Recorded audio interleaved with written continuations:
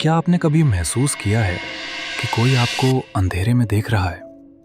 कभी कभी जिसे हम महज एक खिलौना समझते हैं, असल में वो शैतान का घर होता है।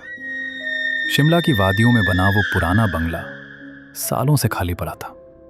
लोग कहते थे कि उस घर की दीवारों में मौत की गूंज है। समीर अपनी पत्नी नेहा और बेटी पीहू के साथ वहां रहने पहुंचा।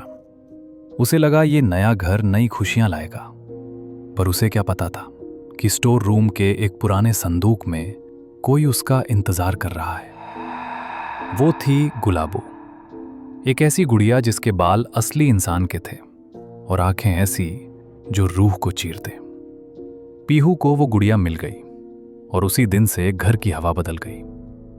पहली रात, टप टप टप सीढ़ियों पर छोटे कदमों की आहट। नेहा ने देखा कि गुड़िया खुद चलकर कमरे के दरवाजे तक आ गई थी। अगले दिन घर का कुत्ता मरा हुआ मिला और पीहू, वो अब अपनी माँ से नहीं, उस गुड़िया से बातें करती थी। एक रात पीहू ने अंधेरे में फुसफुसाते हुए कहा, पापा, गुलाबो को भूख लगी है, उसे खून चाहिए। समीर ने डर के मारे उस गुड़िया को आग लगा दी। आग की लपटों में वो गुड़िया इंसानी आवाज में चीखी और सब खत्म हो गया, या शायद उसे ऐसा लगा।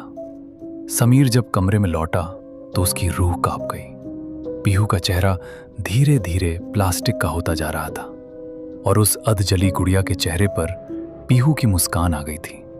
गुड़िया की गर्दन घूमी और आवाज आई, तुमने मेरा शरीर जलाया, अब मैं तुम्हारी बेटी का जिस्म पहनूंगी।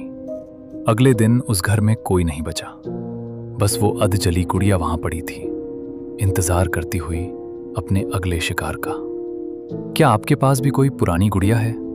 जरा पीछे मुड़कर देखिए, कहीं वो आपको देख तो नहीं रही। अगर आपको हमारी कहानी थोड़ा भी पसंद आया तो लाइक करके चैनल को सब्सक्राइब कर लीजिए।